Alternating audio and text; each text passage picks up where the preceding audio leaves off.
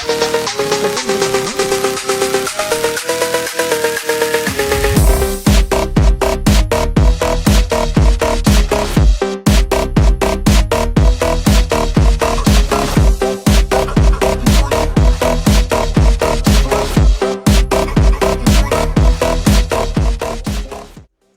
Guys, 400cc ഒരു bike നോക്കി വരികയാണെങ്കിൽ എങ്ങനെ ഒരു 4 ലക്ഷത്തിന്റെ മുകളിൽ നമുക്ക് ഏത് വണ്ടി എടുക്കാനും റേറ്റ് വരും. ഇപ്പോൾ 350 RS ആയിക്കോട്ടെ, അതുപോലെ ഡോമിനർ ആയിക്കോട്ടെ, ഏതൊരു 400cc അതിൽ 350cc വണ്ടി എടുക്കുകയാണെങ്കിലും നമുക്കൊരു 4 ലക്ഷത്തിന് മുകളിൽ റേറ്റ് ആയി വരും. എന്നാൽ എൻ്റെ കൂടെ എന്നുള്ളത് ട്രയംഫ് സ്പീഡ് 400 ആണ്. ഇതിൻ്റെ റേറ്റ് വന്നേക്കുന്നത്, അതായത് ഓൺ റോഡ് റേറ്റ് വന്നേക്കുന്നത് 3,07,000 രൂപയാണ്. അപ്പോൾ ഈ ഒരു പ്രൈസ് റേഞ്ചിന് ഈ ഒരു വാഹനം എങ്ങനെയുണ്ടെന്നാണ് നമ്മൾ റിവ്യൂ ചെയ്യാൻ പോകുന്നത്. അപ്പോൾ എൻ്റെ വീഡിയോയിലേക്ക് സ്വാഗതം. Come on.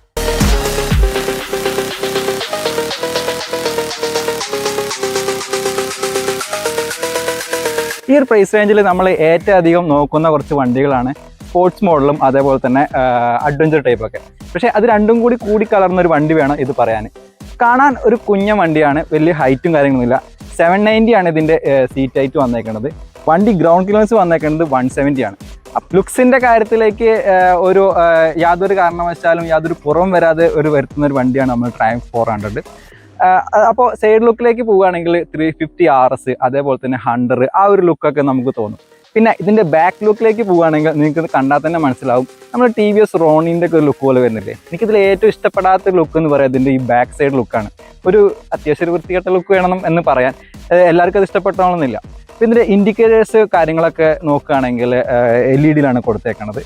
ഈ ഇൻഡിക്കേറ്റർ നിങ്ങൾ എവിടെയെങ്കിലും കണ്ടിട്ടുണ്ടാവും. കാരണം വെച്ചാൽ ഡോമിനറിൻ്റെ സെയിം ഇൻഡിക്കേറ്ററാണ് വന്നേക്കുന്നത്. ഡോമിനർ വണ്ടി തന്നെയാണ് പറയാൻ. ആ ഒരു എൻജിൻ സ്പെക്ക് കാര്യങ്ങളൊക്കെ നോക്കുകയാണെങ്കിൽ ഏകദേശം അതേപോലെ തന്നെ ആണെങ്കിൽ പോലും, പക്ഷേ എൻജിൻ റിഫൈൻമെൻറ്റും കാര്യങ്ങളൊക്കെ അത്യാവശ്യം നല്ല തരത്തിലുണ്ട്. പവറിൻ്റെ കാര്യം പറഞ്ഞപ്പോൾ നമ്മൾ വിചാരിച്ചിട്ടുണ്ടാവും ഏകദേശം ഡോമിനറിൻ്റെ എഞ്ചിനാണോ കൊടുത്തേക്കണമെന്ന്. പക്ഷേ അതല്ല, 39 bhp പവറും 37 ടോർക്കാണ് കൊടുത്തേക്കുന്നത്. അത്യാവശ്യം നല്ല രീതിക്ക് തന്നെ വണ്ടി പറന്ന് പോകുന്നുണ്ട് എന്ന് പറയാൻ പറ്റും. കാരണം വെച്ചാൽ ഞാൻ നിങ്ങൾക്കൊരു വീഡിയോ കാണിച്ചു തരാം. ഞാൻ ശരിക്കും പറന്ന് പോകുന്നതായിരുന്നു. എന്നാ പവർ എന്നറിയോ, നമ്മൾ ആക്സിലേറ്റർ കൊടുക്കുമ്പോൾ തന്നെ വണ്ടി നമ്മളെ കയ്യിൽ നിന്ന് വിട്ടു പോവുകയാണ്.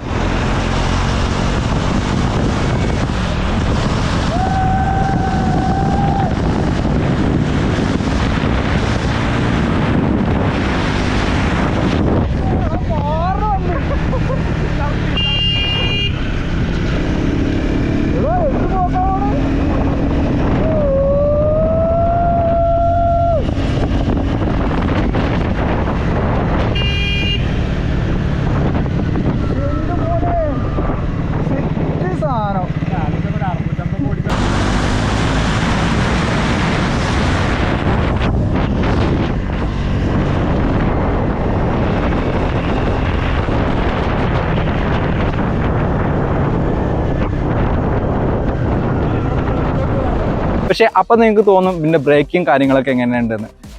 2 ഡുവൽ ചാനൽ ABS ആണ് തന്നേക്കുന്നത്. അത്യാവശ്യം നല്ല രീതിക്ക് തന്നെ വണ്ടി ബ്രേക്കിംഗ് തന്നിട്ടുണ്ട്. പിന്നെ ബ്രേക്കിങ്ങിന് കൂടെ തന്നെ വണ്ടി അത്യാവശ്യം നല്ല വെയിറ്റ് വന്നിട്ടുണ്ട്. 170 കിലോഗ്രാം ആണ് വണ്ടി വെയിറ്റ് വന്നേക്കണത്.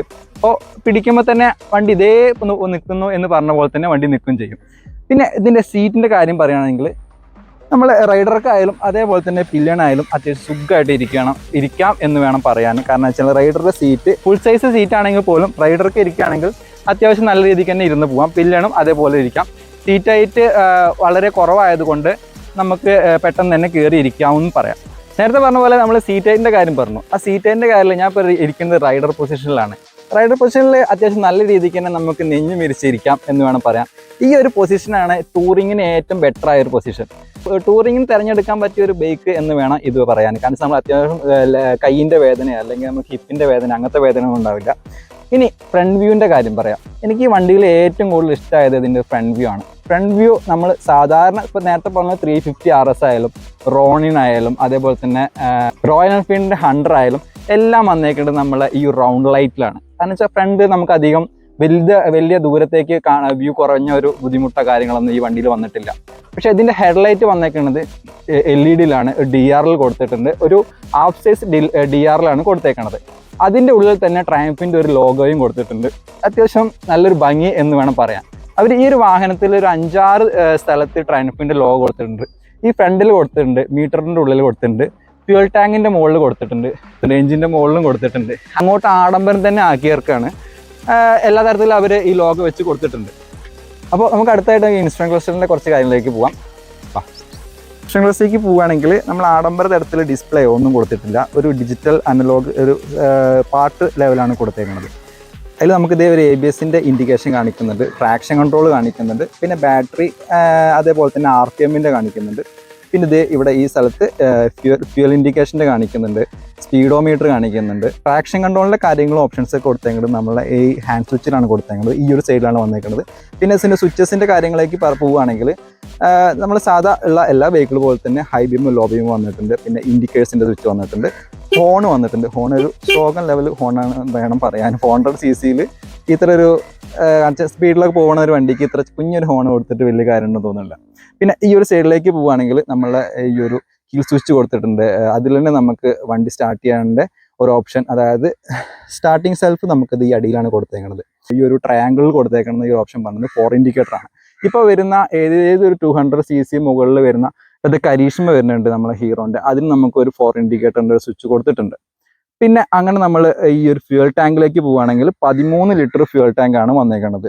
13 ലിറ്റർ പറയുമ്പോൾ നമ്മൾ ലോങ് ഒക്കെ പോകുമ്പോൾ അത്യാവശ്യം ഒരു 15 ലിറ്റർ 14 ലിറ്ററെങ്കിലും വേണം എന്ന് വേണം പറയാം. പക്ഷെ കുഴപ്പമില്ല.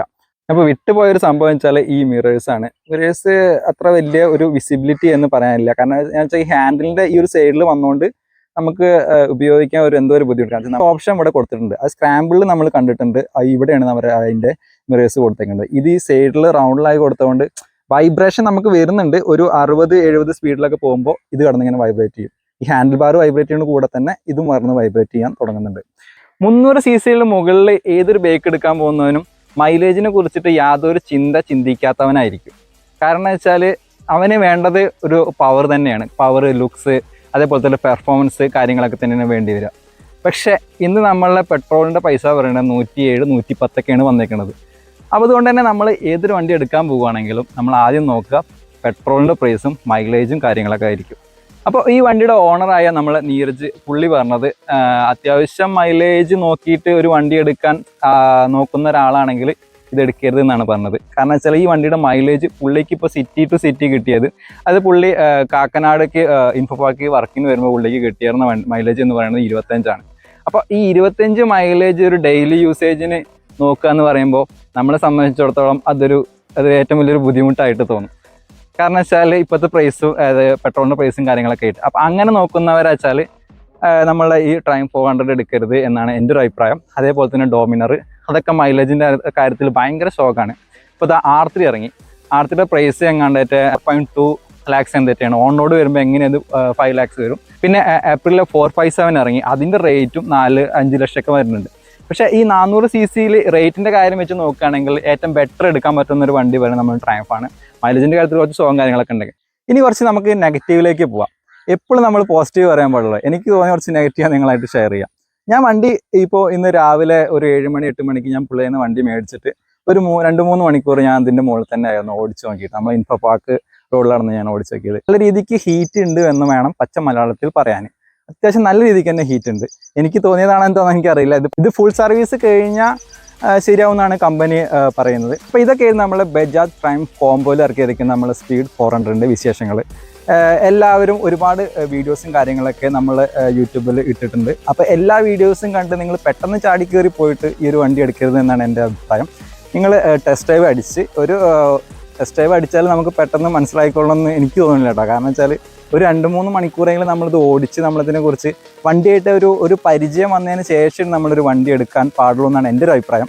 കാരണം വെച്ചാൽ നമ്മൾ കൂടുതൽ വണ്ടിയായിട്ട് അറ്റാച്ച് ആകുമ്പോഴാണ് ആ വണ്ടിയുടെ ഗുണങ്ങളും ദോഷങ്ങളൊക്കെ മനസ്സിലാവാൻ കുറച്ച് സമയമെടുക്കും. നമ്മൾ പെട്ടെന്ന് പോയിട്ട് ടെസ്റ്റ് ഡ്രൈവ് അടിച്ചാൽ നമുക്കത് പെട്ടെന്ന് ഓടിക്കുന്നതുകൊണ്ട് നമുക്കത് ഇഷ്ടമായിട്ട് വരും. പിന്നീട് നമ്മളത് കയ്യിലിരിക്കുമ്പോൾ നമുക്ക് ഓരോരോ പ്രശ്നങ്ങൾ ഇങ്ങനെ വന്നുകൊണ്ടേയിരിക്കും. അപ്പോൾ നിങ്ങൾ ഫ്രണ്ട്സ് ആരെങ്കിലുമൊക്കെ എടുത്ത് നല്ലവണ്ണം നോക്കി ഓടിച്ചതിനൊക്കെ ശേഷം നിങ്ങൾ പോയി ബുക്ക് ചെയ്യുക. വിലയുടെ കാര്യത്തിൽ 3,07,000 രൂപയ്ക്ക് വണ്ടി നല്ല രീതിക്ക് വേർത്തിയിട്ടാണ്. പക്ഷെ മൈലേജിൻ്റെ കാര്യത്തിൽ അത്ര വേർത്തിയിട്ടാണെന്ന് എനിക്ക് തോന്നിയിട്ടില്ല. പിന്നെ ഈ 400 cc ഇങ്ങനെ ഒരു വണ്ടി കിട്ടുമോ വെച്ച് കഴിഞ്ഞാൽ കിട്ടില്ല, വേറൊരു വണ്ടി കിട്ടാനുമില്ല. അപ്പോൾ എൻ്റെ വീഡിയോ കണ്ട എല്ലാവർക്കും വളരെയധികം നന്ദി. നിങ്ങൾ ഇത് എടുക്കാൻ പോകുന്ന നിങ്ങളുടെ ഫ്രണ്ട്സോ കൊളീഗ്സോ ആരെങ്കിലുമൊക്കെ ഉണ്ടെങ്കിൽ ഈ വീഡിയോ ഒന്ന് ഷെയർ ചെയ്ത് കൊടുക്കാം. അപ്പോൾ അടുത്ത പുതിയ വണ്ടികളായിട്ട് വരാം. Bye bye.